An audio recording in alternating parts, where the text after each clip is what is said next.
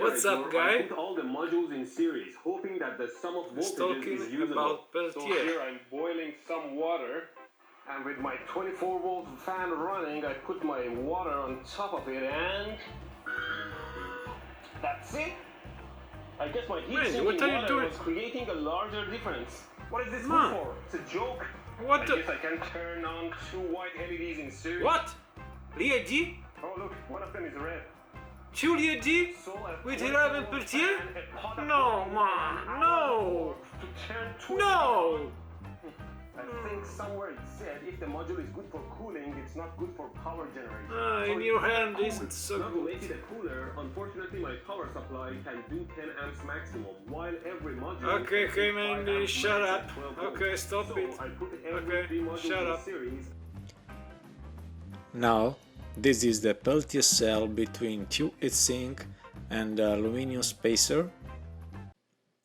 This peltier cell is around the same size of the one Electroboom used. Now we will see how much current it can transform from a difference of temperature and if it's really so useless as Mendy said. I will do the entire test using only 1 instead of 11, so you can make your consideration about the need of rectify the rectifier. As you see, my bare hand can produce some millivolts, but now we'll use some fire. This is the USB smartphone charging circuit. You can download it in the description below. This is the breadboard. This is a 7805 regulator, and there are the resistance used to communicate to our smartphone the maximum current it can provide. The temperature of water is 29 and the same from room temperature.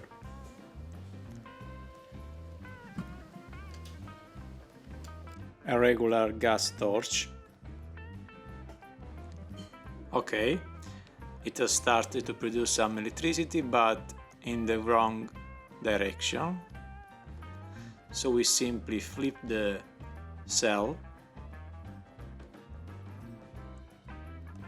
and now we are on the right side. Okay,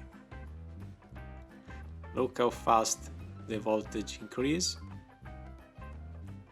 2.9.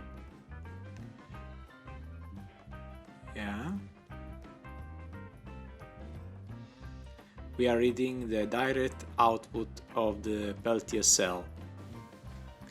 Here we have 120 degrees on top and 30 on bottom. I think the mistake Mendy made was not produce a fast and efficient flow of heat to the cell. In fact, using only air and a small heatsink, this is not possible. Even the water temperature was too low and the transfer between the bottom of the pot, the additional layer it used and the cell was not so good. I please Mendy to rectify his video for the benefit of his viewers anyway.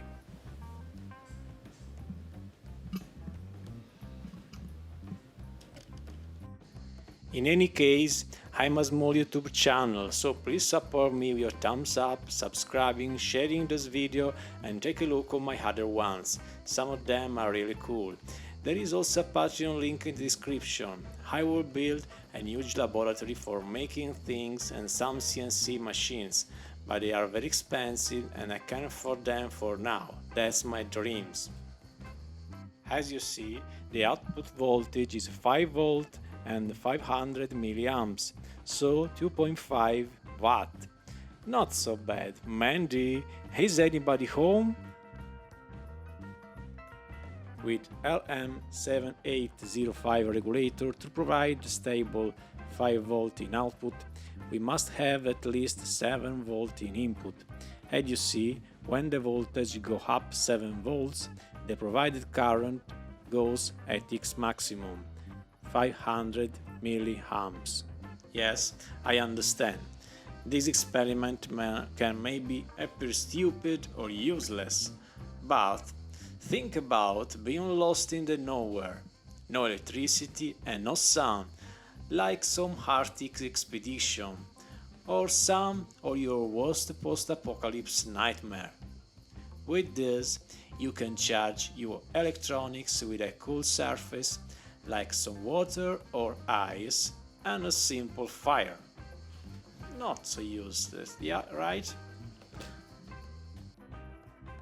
You can stay underground, on in a South Pole, or followed by zombies, and still play to your favorite game, or using the GPS, or listening your radio.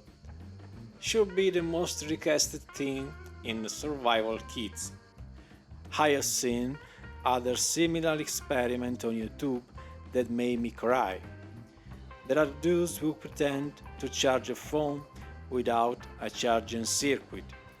There is a lot of confusion about thermoelectric generators and electronics in general.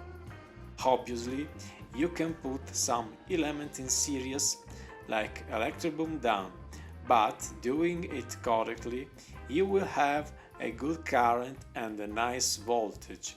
12 of them could provide you 6 amp at 5 volts or 30 watt of power. In the World War II, there was some petrol lamp who can supply military radios using the Seebeck effect. If there is interest, I can try to make something similar, compact and useful, and ship it to my Patreons. In the latest test, I've connected two motors and a small bulb lamp directly to the cell, so you can appreciate what can provide in the real world a single peltier cell used as a thermoelectric generator. Now, a little bit of history. The principle that takes the name of Seebeck, Peltier, Thomson and Lord Kelvin was actually discovered by an Italian like me, Alessandro Volta. The principle says that by placing an electrical conductor in a temperature different on two sides, an electrical potential difference will be established between them.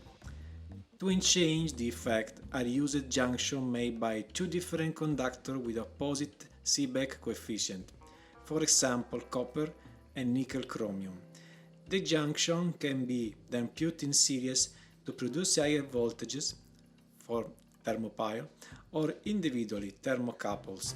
The thermocouples are used to produce a reference voltage which will give a constant relationship with the temperature.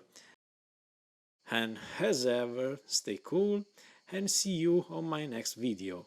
Comment if you had doubt or question and say hello to Mendy from As It Should Be.